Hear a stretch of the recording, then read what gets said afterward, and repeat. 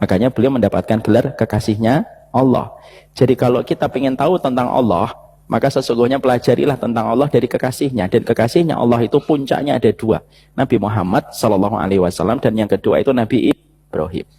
Sehingga itulah yang menjadikan kita akhirnya mengerti kita punya hajat, kita punya kebaikan, kita punya keinginan, dan tidak ada hajat kebaikan yang paling puncak untuk kita panjatkan dan kita langitkan itu kecuali ketika kita habis beramal solih. Contoh, habis taklim kajian, nanti kita taklim selesai mungkin jam 8 atau jam 8 kurang, selesai, sebelum kita pergi keluar maka kita berdoa, ya Allah, saya sudah lelah hampir 2 jam saya nunggu di Masjid Al-Falah dan menunggu setiap ilmu yang disampaikan oleh engkau dan disampaikan nabimu yang disampaikan oleh seorang guru.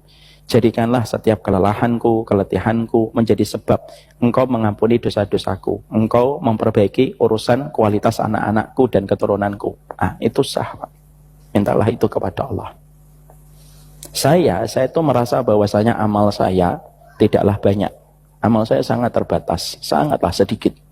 Yang bisa saya lakukan adalah dengan ketika kita senantiasa kalau habis berdakwah, capek, lelah, maka sesungguhnya salah satu yang saya niatkan itu apa? Menjadi tawasul dari kebaikan anak-anak saya untuk dijaga oleh Allah ketika saya memaksakan diri dalam tanda petik berlelah-lelah ketika menyampaikan setiap kalimat-kalimat di dalam dakwah.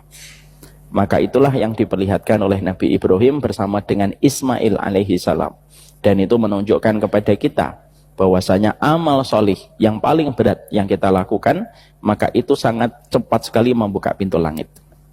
Sebagian ulama menambahi lagi, terutama kepada amal-amal solih yang sifatnya sangat-sangat mengambil zona nyaman kita sebagai seorang manusia.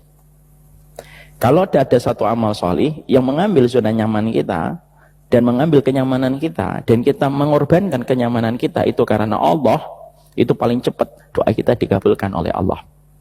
Makanya Bapak ketika berdoa ketika waktu puasa pada kondisi puasanya ringan, itu tidak sama dengan kita berdoa kepada Allah di waktu puasanya sangat terik dan sangat panas.